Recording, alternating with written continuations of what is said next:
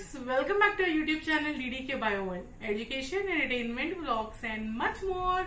So today we are going to learn about glycolysis. Glycolysis एक बहुत important topic है science student के लिए, स्पेशली क्लास 11th और उसके बाद हायर स्टडीज के लिए भी। ग्लाइकोलिसिस बहुत डिफिकल्ट फील करते हैं स्टूडेंट्स, लेकिन आज हम लोग कुछ इजी वे में ग्लाइकोलिसिस को समझेंगे, याद भी रखेंगे और साथ ही साथ पूरा रिएक्शन को एक बार देखेंगे एक ही साथ। Come on, let's start the video. Here I have made the complete summary of the glycolysis, यानी इतना आप लोग याद रख पाएंगे तो अच्छा से ग्लाइकोलिसिस को आप लोग रिप्रेजेंट कर पाएंगे और समझ भी पाएंगे। सबसे पहले let us know what is glycolysis. Glycolysis is nothing but the conversion of the glucose molecule into pyruvate or pyruvic acid. ठीक है, glycolysis by heading, it is made up of two words, glyco and lysis. What is glyco? It is nothing but glucose. And what is lysis? Lysis is nothing but splitting. Yani splitting up of glucose molecules is called as glycolysis. Glycolysis is also known as EMP pathway. What is the full form of EMP? Embeden-Meyerhof-Parnas pathway. ये क्या है? Embeden-Meyerhof and Parnas. These three are the scientists who concluded the complete steps involved in the glycolysis process. और उन लोगों को याद करते हुए this is also called as EMP pathway. Once again, Embeden-Meyerhof and Parnas pathway, which is also called as glycolysis, which means splitting up of the glucose molecule. और glycolysis में क्या होगा? ग्लूकोज से पायरुविक एसिड या 2 pyruvate molecule synthesise होगा। ये पूरा reaction का सबसे पहले समरी देख लेते हैं कि ग्लाइकोलिसिस क्यों होता है और क्या फॉर्म होगा इतना बड़ा रिएक्शन के बाद। इन ग्लाइकोलिसिस 1 ग्लूकोज मॉलिक्यूल यानी एक glucose molecule it uses 2 ATP molecules, यानी एक ग्लूकोज मॉलिक्यूल्स 2 ATP मॉलिक्यूल्स को यूज करते हुए it will give rise to 2 pyruvate molecules, 2 NADH molecules, 4 ATP molecules and 2 water molecules. That means 1 glucose molecule using 2 ATP molecules will give rise to 2 pyruvate, 2 NADH, 4 ATP and 2 water molecules. Now what is the fate of this pyruvate? Let us know it at the end of the video. सबसे पहले हम लोग reaction समझना start कर लेंगे। उससे पहले हम लोग ATP का फुल फॉर्म, ADP का फुल फॉर्म एक बार देख लेते हैं। What is ADP? Adenosine triphosphate. And what is ADP? Adenosine diphosphate. Why we are talking about ATP and ADP here is ATP is nothing but energy rich molecule. यानी बिना ATP का हम लोग का बॉडी एनर्जी को use नहीं कर पाएगा। In fact if we want to use energy that means ATP is required for our body. Understood? इसके साथ साथ आप लोगों को एक चीज याद रखना होगा, glycolysis is an anaerobic process. What is an anaerobic process? Anything that takes place in the absence of oxygen is called as anaerobic process. That means glycolysis is an anaerobic process which takes place internally inside the cell, which does not require any sorts of oxygen. Fine. So glycolysis हर एक cell में बहुत ज्यादा mandatory है. In general, majority of the living organisms will perform this glycolysis process to fulfill their energy requirements. Everyone know that glucose is the simplest form of the sugar which we obtain from the food which we intake. यानी जो भी food हम लोग intake करते हैं उसका सबसे simple form जो अवेलेबल होगा हम लोगों को एनर्जी डिराइव करने के लिए, that is nothing but glucose. Now, when a cell enters glycolysis, how this glucose splits up into pyruvate, ये पढ़ना ग्लाइकोलिसिस में बहुत ज्यादा इंपॉर्टेंट है. Glycolysis is completely divided into 10 steps. यानी ये एक बायोकेमिकल पाथवे है.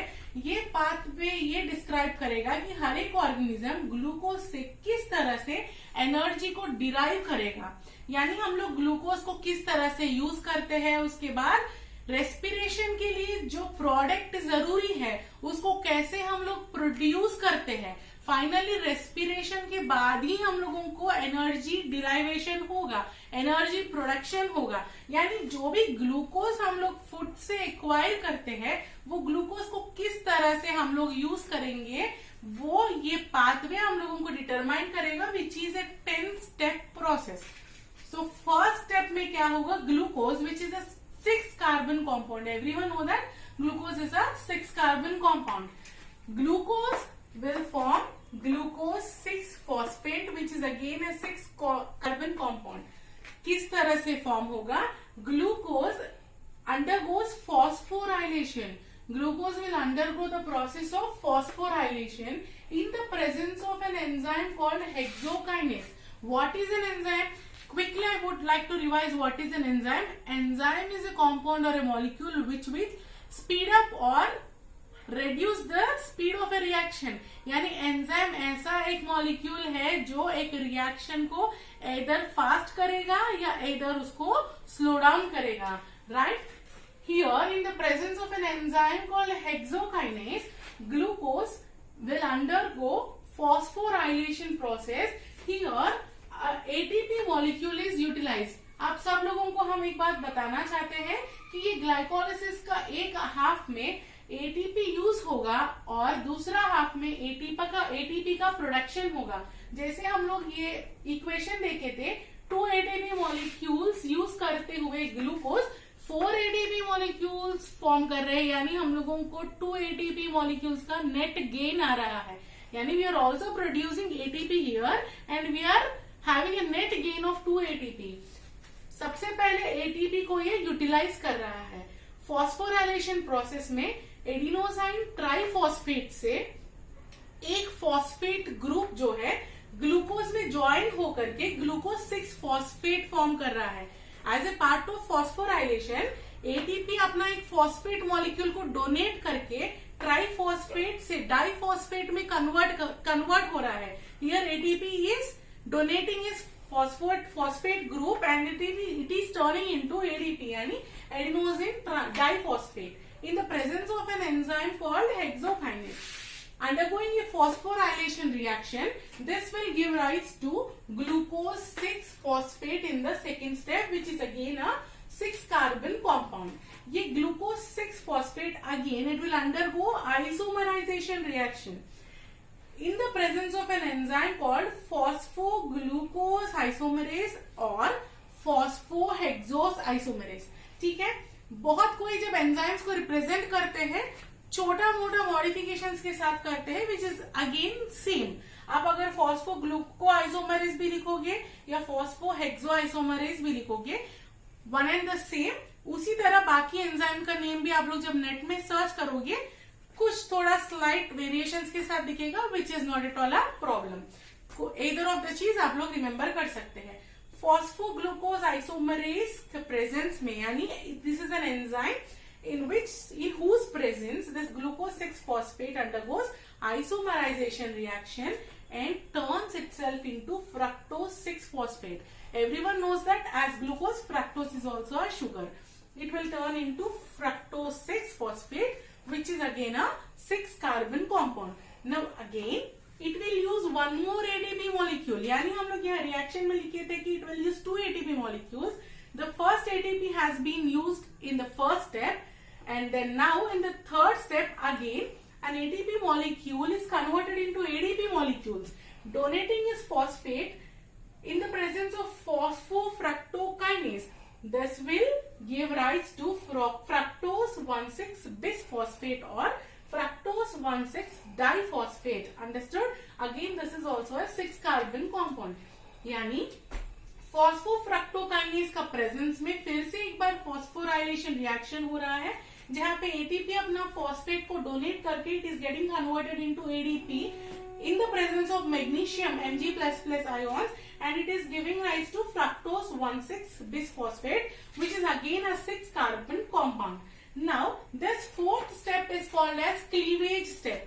यानी हम लोग 3 steps के बाद जो fourth step में enter कर रहे हैं, this step is called as cleavage step. Why? Because from here this 6 carbon compound is getting splitted up into 3 carbon compounds. यानी यहाँ से 6 carbon compound जो है it is getting splitted up into 3 carbon compounds. The first one is glycerol triphosphate.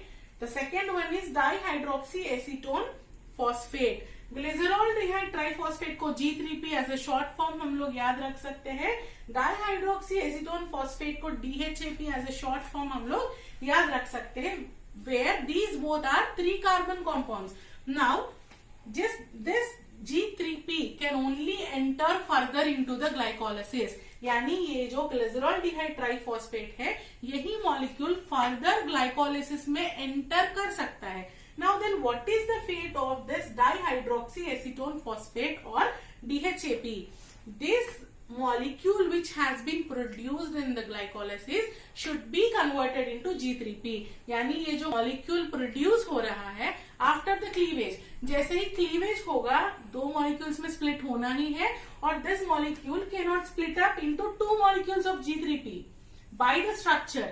उतना deeply जाने का जरूरत नहीं है. बाय द स्ट्रक्चर ये एक मॉलिक्यूल 2 मॉलिक्यूल्स ऑफ G3P नहीं दे सकता है. एक G3P और एक DHAP देगा और ये DHAP जो है वो फिर से G3P में ही कन्वर्ट होगा और इस कन्वर्शन में ट्रायोस फॉस्फेट आइसोमरेज एंजाइम इस रिएक्शन को एड करेगा. यानी ये एंजाइम ट्रायोस फॉस्फेट आइसोमरेज ये DHAP को फिर से ही रिएक्शन में G3P में कन्वर्ट करके फिर आगे रिएक्शन को कंटिन्यू करेगा. Understood? And the conversion of fructose 1,6 bisphosphate into these 3 carbon compounds is aided by an enzyme called aldolase. ये सारा एंजाइम्स आप लोगों को याद रखना होगा whenever you wanted to study this glycolysis. Next, what is the fate of this G3P molecule? This G3P molecule in the presence of H3PO4, इसका presence में ये अगर आप लिखे चाहे नहीं लिखे ये मैंडेटरी नहीं है.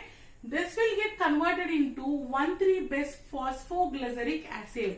This G3P gets converted into 1,3-bis-phosphoglyceric acid in the presence of an enzyme called triose phosphate dehydrogenase. In the presence of an enzyme called triose phosphate dehydrogenase. In this reaction, 2 molecules of NAD plus are converted into 2 molecules of NADH plus H plus.